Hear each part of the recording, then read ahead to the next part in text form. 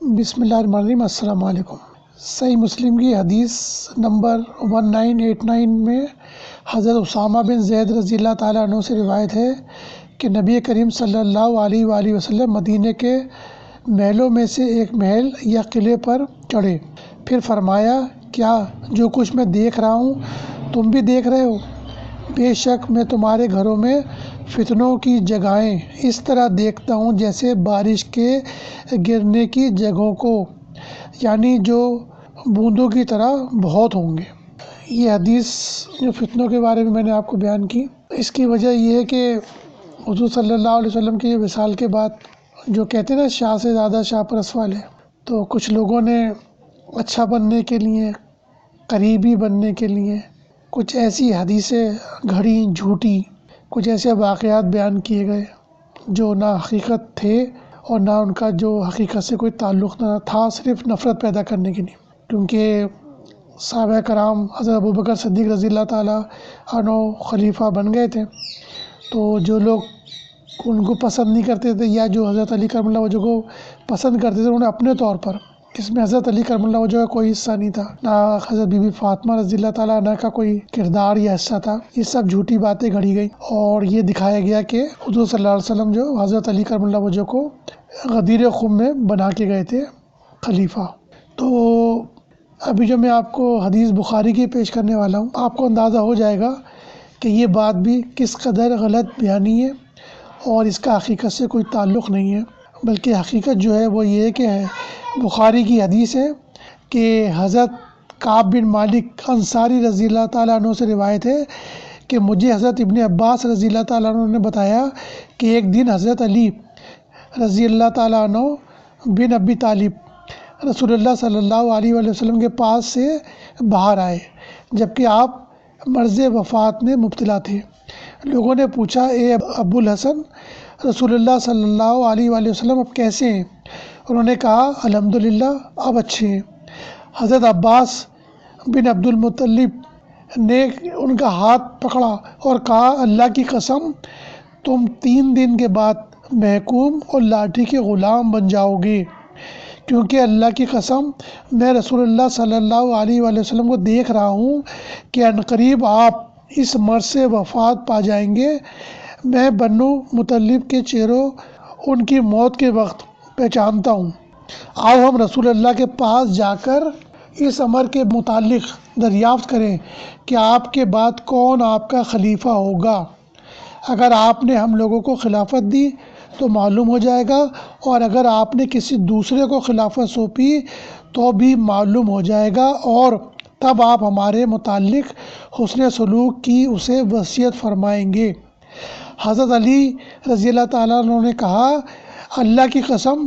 اگر ہم نے آپ سے اس امر سے متعلق دریافت کیا اور آپ صلی اللہ علیہ وسلم نے ہمیں محروم فرما دیا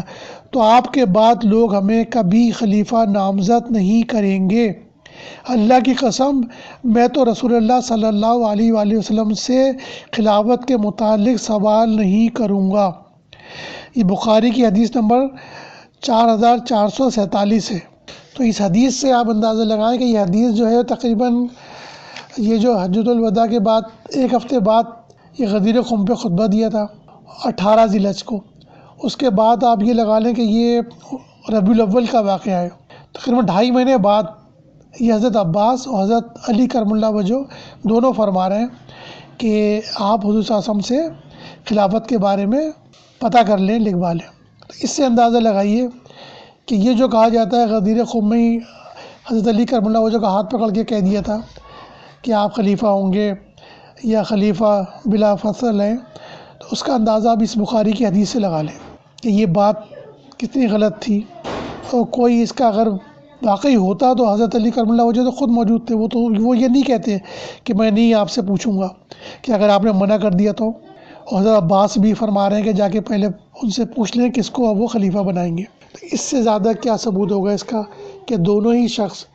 جو اس وقت جو تھے خلافت کے کہنا چاہیے جن کو کہتے ہیں کہ بنانا تھا، وہ خود موجود تھے اور حضرت عباس بھی موجود تھے۔ تو یہ ہے حقیقت اس کی۔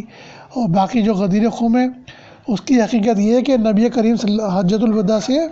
مدینہ منورہ واپسی کے موقع پر غدیر خم کے مقام پر، جو کہ مکہ اور مدینہ کے درمیان ہے،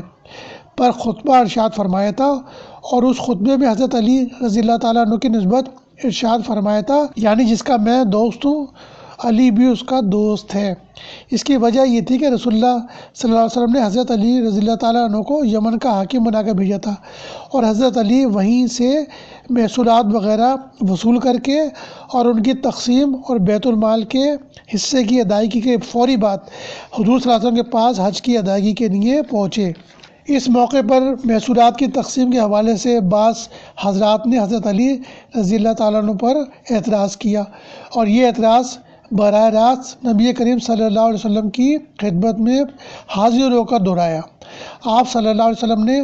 انہیں اس موقع پر انفرادی طور پر سمجھایا اور ارشاد فرمایا کہ علی کا اس سے بھی زیادہ حق ہے، اور آپ صلی اللہ علیہ وسلم نے انہیں حضرت علی رضی اللہ تعالیٰ عنہ سے محبت کا حکم دیا، اور حضرت علی رضی اللہ تعالیٰ عنہ کے بارے میں دل میں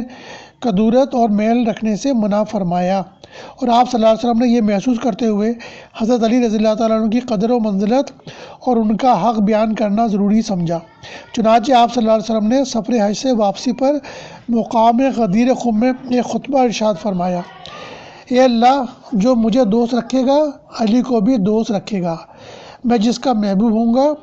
علی بھی اس کا محبوب ہوگا۔ اے اللہ، جو علی سے محبت رکھے تو اس سے محبت رکھ، اور جو علی سے دشمنی رکھے تو اس کا دشمن ہو جا۔ اس کے بعد حضرت عمر فاروق رضی اللہ تعالیٰ عنہ حضرت علی سے ملے تو فرمایا: یہ ابن ابی طالب، آپ کو مبارک ہو، آپ صبح و شام ہر مومن اور مومنہ عورت کے محبوب بن گئے۔ ان واقعات سے اندازہ لگایا جا سکتا ہے کہ غدیر خم میں حضرت علی کی خلافت کا اعلان نہیں ہوا تھا، بلکہ حضرت علی کی قدر و منزلت اور جو شکوک تھے ان کو دور کرنے کے لیے حضرت نبی کریم صلی اللہ علیہ وسلم نے خطبہ دیا تھا، اور اسی طرح جو خلافت بلا فصل کہتے ہیں ان کا یہ کہنا بھی خلاف واقعہ ہے، اور کیونکہ یہ خطبہ ماہ ذوالحج میں ہی ارشاد فرمایا تھا، اس لیے 18 ذوالحجہ کو عید غدیر منانا موضوع دولہ کی سنت ہے، جس کا آغاز اس نے 18 ذوالحج 351 ہجری میں بغداد میں عید غدیر منانے کا حکم دیا تھا، اور اس کا نام عید خم غدیر رکھا تھا۔ تو یہ جو ہے نا، یہ واقعات سے آپ اندازہ لگا لیں کہ یہ آپس میں مسلمانوں کو جو ٹکڑے ٹکڑے کیا گیا خلافت کی وجہ سے، اس کی حقیقت کیا تھی، اور پھر بغض و عناد پیدا کیا گیا خلفائے راشدین کے بارے میں، تو اس کا بھی ثبوت آپ کو مل گیا کہ نہ ان کو کہا گیا تھا حضور صلی اللہ علیہ وسلم نے، تو پھر نہ غاصب ہوئے تینوں، نہ حضرت ابوبکر صدیق رضی اللہ تعالیٰ عنہ، نہ حضرت عمر فاروق رضی اللہ تعالیٰ عنہ، نہ عثمان غنی رضی اللہ تعالیٰ عنہ غاصب ہوئے ان حدیث کے مطابق، ان واقعات کے مطابق۔ اور جو واقعہ گھڑا گیا تھا ابان بن ابی عیاش والا، وہ بھی جھوٹا، نرا جھوٹا ہے۔ تو ان واقعات کی وجہ سے جو نفرتیں پیدا کی گئی ہیں، تو ہمارا مقصد صرف ان کو دور کرنا ہے، اور جن لوگوں نے بھی یہ گھڑی ہیں واقعات، ان کو عوام کے سامنے لانا ہے، تاکہ جو دوریاں ہیں وہ کم ہوں، اور جو ان واقعات، جھوٹے واقعات پر جو نفرتیں پیدا کی گئی ہیں وہ ختم ہوں، اور سب ایک ہی ہیں ماننے والے، صحابہ اور اہل بیت اور امہات المومنین، اور ان میں جو بھی بغض و عناد پیدا کرتا ہے وہ اسلام کا بھی دشمن ہے اور ان کا بھی دشمن ہے۔ السلام علیکم ورحمۃ اللہ وبرکاتہ۔